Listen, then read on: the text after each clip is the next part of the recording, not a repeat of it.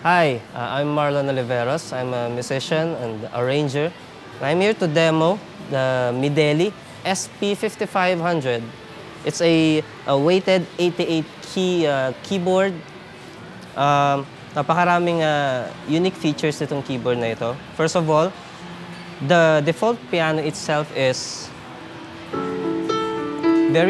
has an inviting sound. Napaka-natural niya. But what makes Mideli more special is meron siyang easy access to its brilliance. So meron siyang brilliance which kung gusto nyo medyo mellow, medyo dark sounding yung piano niya, you just switch it towards the left. Then kapag gusto nyo yung medyo default lang, tamang balance mid and highs. Then kung gusto nyo medyo matapang, gusto nyo ng mga dance music, just switch it dito sa bright mode niya.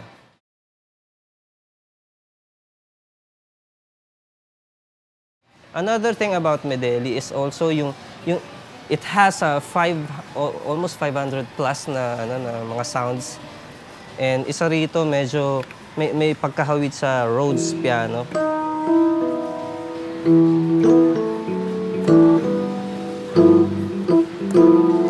Pwede mo pa rin siyang patalasin.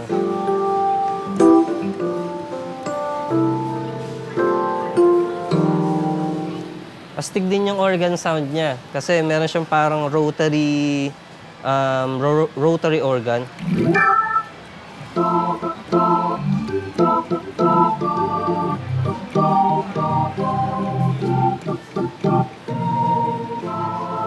So, meron siyang emulation. Actually, ang dami niyang organ. I think 20 plus na organ. Then we have some emulations ng dark piano. Parang Roland dark piano siya. It has 29 different pianos, kaya ang dami niyong pwedeng pagpilian sa kanya. Pero gustong-gusto ko sa kanya itong dark piano niya.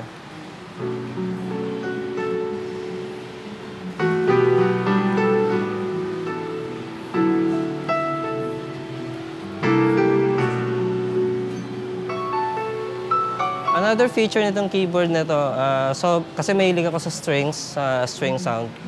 So meron siyang grandiose na string instrument.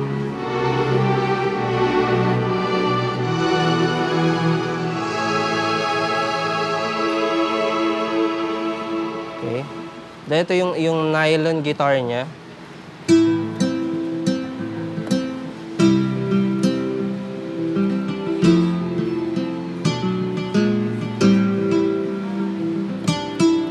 Meron din siyang steel guitar actually. Ito.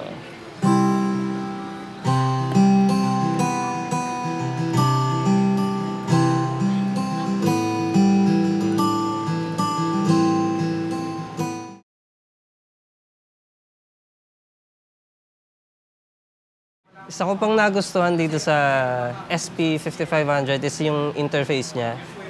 Yung buong 500 plus sounds niya is napakadaling i-access kasi andito na lahat.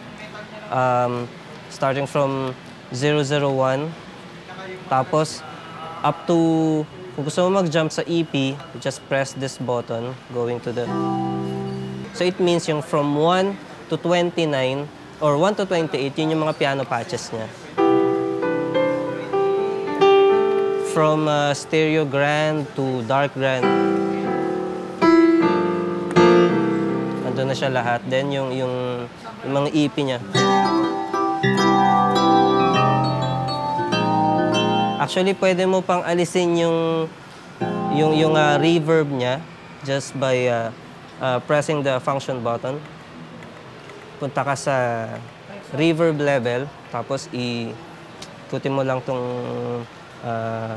jog dial niya para kung ayaw mong masyadong ma-reverb sa EP mo,